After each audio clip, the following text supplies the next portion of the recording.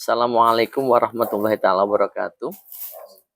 Alhamdulillah pada malam hari ini berkesempatan silaturahmi ke Pondok Pesantren Kiai Haji Ainul Yakin Kiai. Nggih. Alhamdulillah saged rawuh teng mriki Yai. Nun Nggih. sewu, mungkin sebelum berbicara ataupun membahas khususnya mengenai metode tentang hafal Quran, mungkin bisa disampaikan sedikit CV pada saat di Pondok Pesantren Tebu Ireng Yai, nun sewu Yai. Assalamualaikum warahmatullahi wabarakatuh. Waalaikumsalam. Bismillah, alhamdulillah, wassalatu wassalamu ala rasulillah, la haula wa la quwata illa billah, amma ba'du. Saya mulai masuk ke Tebu Ireng itu tahun 1983 sanawiyah dan selesai alias 1989 langsung.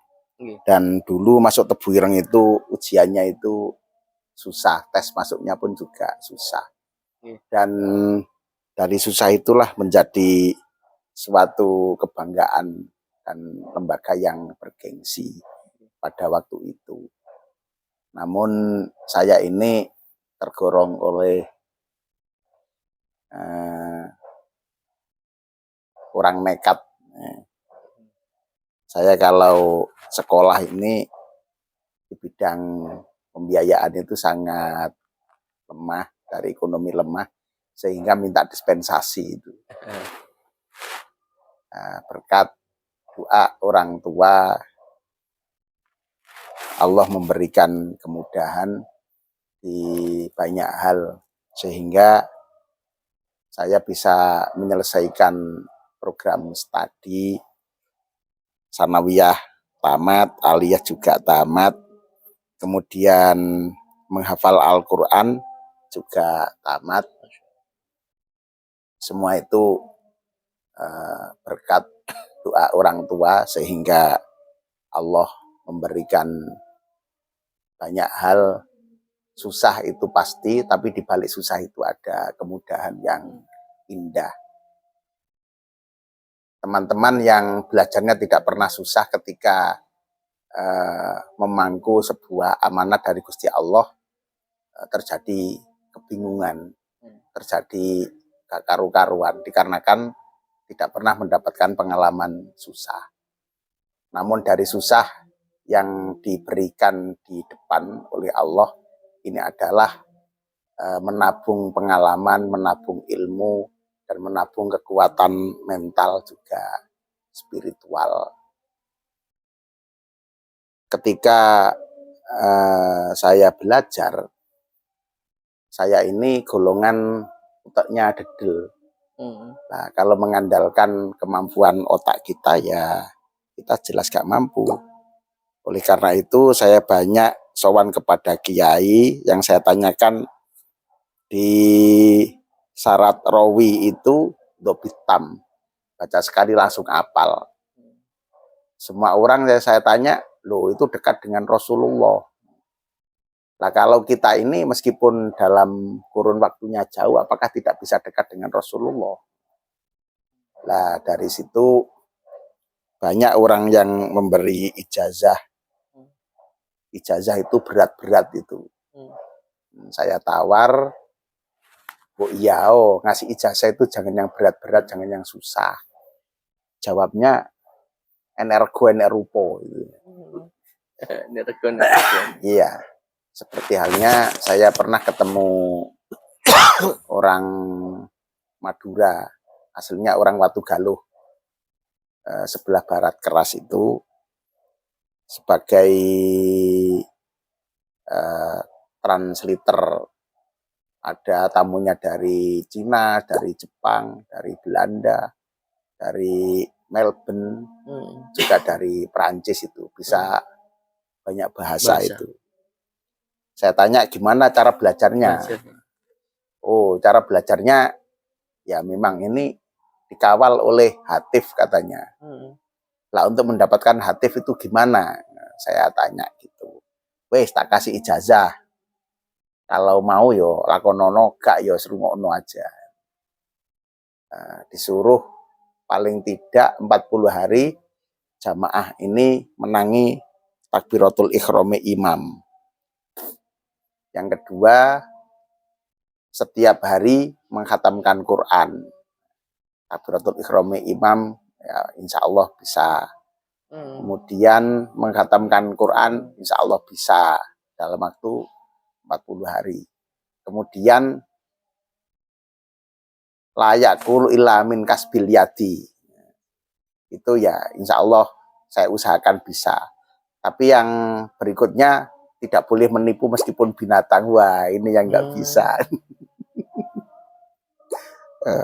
Saya bilang Bu Yao ngasih amalan jangan susah-susah. Loh enek rego enek rupo. Saya didalili. Innallaha ashtara minal mu'minina anfusahum wa amwalahum bi anna lahumul jannah. Allah itu bertransaksi, menjual, kita membeli. Penjual ya dengan harga yang ditawarkan oleh penjual. Ketika Allah itu membeli, ya ngenyang dengan harga yang dikehendaki. Lah untuk mendapatkan sesuatu, ya itulah yang menjadi transaksinya. Saya tidak putus asa datang ke kiai berikutnya. Saya datang ke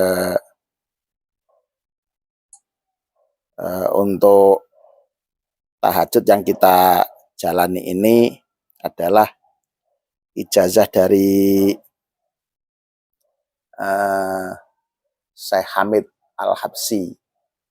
Ternyata itu ijazahnya dari Syekh Said bin Ismail. Dan juga itu yang menjadi wiridan Hadratus Syekh Hasyim Asy'ari, sholat tahajud menggunakan makro 1 juz tiap malam. Dan kiai-kiai desa pada waktu dulu itu wiridannya ya membaca Al-Quran dalam sholat sebelum subuh. Itu katanya dikasih kelebihan oleh Allah roh sanjerone winara. Barang yang belum terjadi sudah mendapatkan kabar terlebih dahulu, itu kelebihan dari situ. Karena kita ini menginginkan bagaimana belajar ini mendapatkan kemudahan, yaitulah yang kita jadikan wiridan. Kemudian sholat duha pun juga gitu. Terus kita membuat wiridan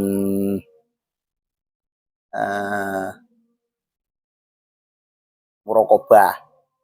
Ini adalah kebiasaan kiai-kiai kalau wiridan harian itu kan setiap Kamis khatam itu ya. Lah bagaimana hal seperti ini kita tafsil, kita perinci untuk menjadi sebuah kurikulum silabus. Nah, maka kita atur sedemikian rupa sama dengan model kelas dalam sekolah ini. Dan hasilnya bagi yang mau dan mampu, alhamdulillah ya prestasinya bagus, diberi kelancaran oleh Allah itu. Nah, sehingga dari kemukjizatan kemurahan Allah, Hamalatul Quran ini di dalam menggapai kemauan ini ada jalan, meskipun itu menurut pandangan orang sementara itu sangat langka itu ya. Yang menjadi kewajiban saya adalah mengikuti tata cara tebu ireng. Bagaimana tebu ireng itu awet, utuh, tidak kalong, tidak berubah. Secara struktur kepengasuhan, aset yang tidak bergerak, itu semua tidak kalong, dijaga bersama-sama. Dan tidak ada tanazuk untuk merebut sebagai pucuk pimpinan itu. Semua berdasarkan lillahi ta'ala. Nah, di sini itulah yang bisa kami ikuti.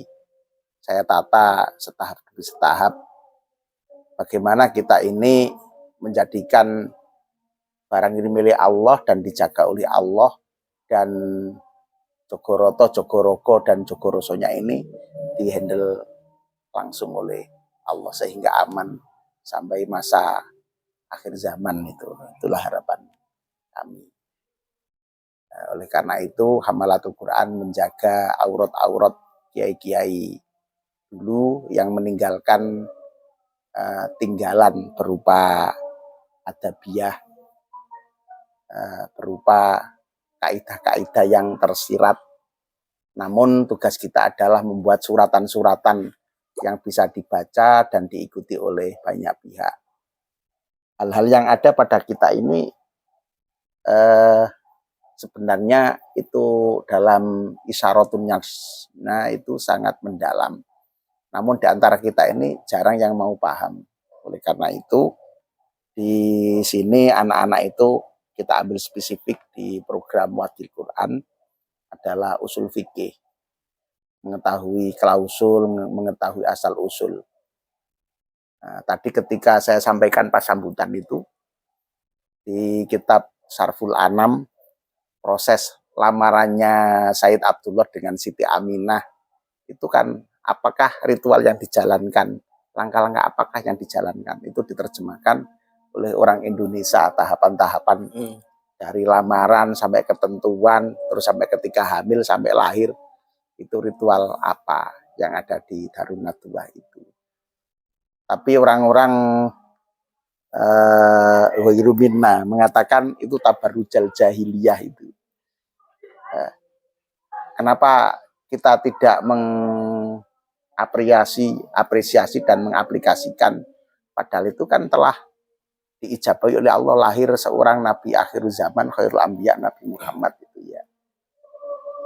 Lah yang harus kita pelajari adalah kenapa Siti Aminah hamil itu mimpi didatangi Nabi Adam, mimpi didatangi Nabi Idris, mimpi didatangi Nabi Nuh, mimpi didatangi Nabi Ibrahim, sampai terakhir mimpi didatangi oleh Nabi Isa alaihissalam.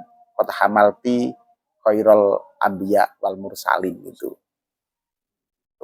Nah, proses itulah yang oleh kiai-kiai Jawa itu diikuti jejaknya. Ya kita kan tidak banyak korenah, tidak banyak dalil. Yang penting dijalankan menjadi sesuatu yang maslahah itu. Nah, tugas kita sekarang ini adalah menggali dalil-dalil itu. Contohnya halal bihalal itu ya. Itu kan komen jarine Rasulullah tidak mengajarkan.